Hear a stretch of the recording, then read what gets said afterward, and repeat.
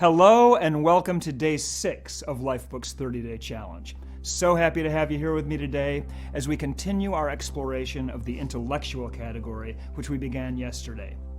Now today we're going to go a little deeper into this fascinating category of our lives, and we're going to end this video with a powerful exercise that's really going to help you move the needle in your intellectual life. The intellectual category is one of my very favorite categories, and it's one that's virtually ignored in the personal development world. And that's unfortunate because this is an incredibly important category that we should take seriously and spend a lot of time developing, because this category is like your navigation system to help you get through life. And it's going to determine to a huge extent whether or not you're ever going to be able to create an extraordinary life for yourself. Now, everyone who's gone through the Lifebook program is deeply aware of a concept that most people have no clue about. Namely, as human beings, our ability to think is our primary tool of survival. Our ability to think is what separates us from every other species on this planet and literally keeps us alive. Now, this is true in the big historical sort of evolutionary sense, meaning as human beings growing up on this planet over a lot of years, we had to use our brains to invent the tools that we needed to survive the ravages of nature. And that skill set of thinking led to everything that we have in our civilization that makes our lives better, easier, safer. It's tripled our lifespan in the last few hundred years, which is miraculous. It's led to the development of medicine, shelter, sanitation, better farming, and now the technology that allows us to do things that would be considered absolute magic just a few centuries ago. All from our thinking brains. But not only is this principle true in that big sort of evolutionary sense, it's equally true on a practical, personal, day-to-day, real-life basis. Your mind is your tool of survival. And that's not an abstract concept, that's a concrete fact. Last year, Missy and I were on a Lifebook trip, a safari in South Africa's amazing Kruger National Park. We were with our kids and a wonderful group of Lifebook members. And Kruger Park is one of the only parks in Africa, I think it is actually the only park in Africa, that tourists can drive through in their own car without a guide. Well, we were reading the papers over there, and there was a lady there last year, and she came across a group of lion cubs in the bush. So she starts taking pictures, from her car window, but she couldn't get the angle that she wanted for her photograph. So she got out of the car and walked into the bush and literally picked up these 3 little lion cubs and lined them up so she could take a better picture of them. Now, can you guess what happened next? The mother lion charged out of the bush and killed her. Moral to the story, if you don't use your brain properly, you will die. You have the opportunity to do something ridiculously stupid every single day. From crossing the street without looking, to ruining one of your relationships by not thinking, to damaging your health and fitness by behaving poorly, to any other unconscious or semi-conscious action that's going to mess up your life or even end your life in some extreme cases like the one I just told you about. I think of some of the stupid stuff that I've done in my life, especially in my younger years, and I thank my lucky stars that I got a second, third, fourth, fifth, sixth chance. I'm sure we can all relate to that. Now, on the other hand, using your brain correctly, that is the key to creating and enjoying the extraordinary life that you really want to be living. Ayn Rand said, "Every man is free to rise as far as he's willing or able. But the degree to which he thinks will determine the degree to which he'll rise." Thinking, it's the foundation of achieving your extraordinary life. The life you get is going to be a result of the choices you make and the actions you take. And every action you take, good or bad, every choice you make, positive or negative, every accomplishment you experience, every setback, every mistake is preceded by a thought. Should I do this or shouldn't I? Is this right for me? Is this going to yield a good result in my life? What are my odds of success here? Am I going to be able to pull this off? Do I really want this? Doesn't matter whether it's a little decision, like what restaurant to go to for lunch, or a big decision like whether or not to get married or whether or not to start a new business. Every single action that you will take is preceded by a thought. Therefore, the more conscious you are about your thinking and your decisions, the better your choices are going to be and the better your life is going to be. Thinking, consciousness is the key to shaping the life you want. The problem is, most people simply don't use their intellect to shape their lives. They don't think about their lives in any disciplined, meaningful way. Instead, they live with their thoughts on autopilot, thinking barely enough to get through the day. As a result, they never develop a sense of who they really are or where they want to go in life, a sense of direction or personal meaning. They live in reaction mode, kind of letting life happen to them instead of directing it themselves consciously through a process of thinking. But not us, not Lifebook members. We're the opposite of that. We've thought hard about our lives. We've examined ourselves deeply. We know who we are. We know what we believe. We know what we want out of life and why we want it. Every single one of us has brought a tremendous amount of consciousness to our lives. It's one of the things that separates us from most of the people around us. We know that thinking is the foundation of an extraordinary life. But here's something else we know. Thinking alone is not enough to achieve that extraordinary life. Yes, it's the foundation, but you got to throw in some doing with all this thinking too, right?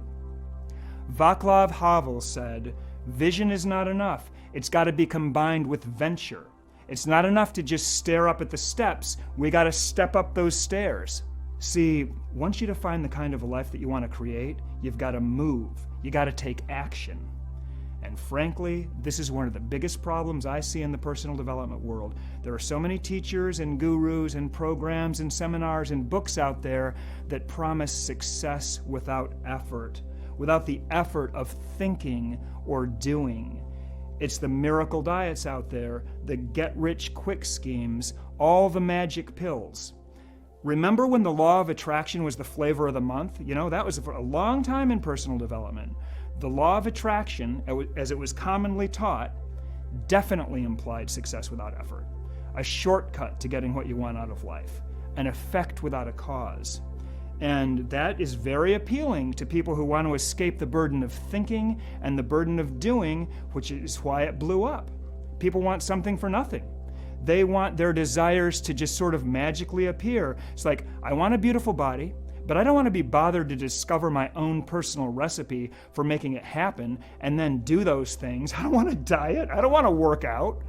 I want an extraordinary love relationship, but I don't necessarily want to think through what's really going to be required to achieve it and then do those things. That just sounds like too much work.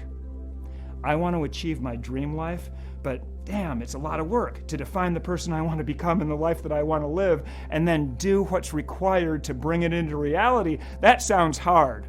I want the result, but I don't want to do what it takes to make it happen. I want it to happen by magic. I would much rather attract it than have to create it. Well, yes, that would be really, really nice. But I can say with a pretty high degree of certainty that you will never, ever, ever attract an extraordinary life that works at a high level in every important area. Or, as we refer to it sometimes at Lifebook, a 12-category smart life. Simply is not going to happen. Now, the law of attraction is a great tool to have in our 12-category SMART toolkit. Why? Because positivity is way better than negativity and cynicism. Because visualization is crucial. We are all about visualization at Lifebook. Because a deep belief that you can actually achieve your life vision is a huge advantage. If you don't believe you can do it, I guarantee you won't be able to do it. However, the way that the law of attraction was often marketed and still is today, if you wish hard enough, you're going to win the lottery. If you think positively enough, checks are just going to magically start to show up in the mail.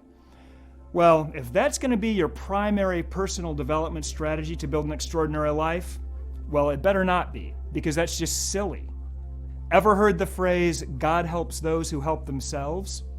If you want an amazing life, don't you think the universe might require some effort on your part? I mean, you can either sit around waiting for the universe to do all the work, wishing and hoping and waiting to effortlessly attract stuff, or you can get off your butt and roll up your sleeves, figure out what you want and what you need to do to get it, and then start doing it and make yourself awesome. Actually make yourself attractive. If you put the work in that it takes to make yourself attractive, that's when you're going to start to attract stuff. I mean, I personally believe in the law of attraction. I believe that it works really, really well, but it's often the result of more effort, not less effort. I've been studying personal development strategies for a long, long time, and it's been my experience that there is no such thing as success without effort. On the contrary, every single goal that you set is going to come with a price tag. And creating your extraordinary life is the step-by-step process of paying the price for every single goal upon which your life vision rests. You can't be in great shape without eating right and exercising. You can't be knowledgeable without learning. You can't have a loving marriage without being loving. You can't be a great parent without setting a good example for your kids. You can't be anything without doing what's required to be that thing. There's not going to be a shortcut.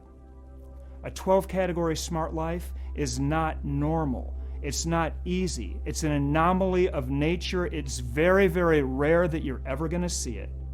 The universe is not going to hand you an extraordinary life. But here's the good news. You are absolutely capable of assembling it, brick by brick, through conscious action, by thinking and by doing. You don't need a magic pill. You don't need a guru. You need to stand on your own 2 feet and trust your own judgment and your own intelligence. You need to use your awesome brain that you've been given to think about what you want and think about what will be required to achieve it, and become the primary intellectual driving force behind every goal that you have, every vision in your life, every single desire that you want, and then go out there and create it. Which brings us to our intellectual exercise for today. Today's exercise is about using your powerful mind to get what you want out of life. It's a simple 3-part exercise: think, plan, do. Now, this little sequence is literally the master skill of success. So it's going to be fun to start playing around with it right now. First, we want you to think about something that you want in your life.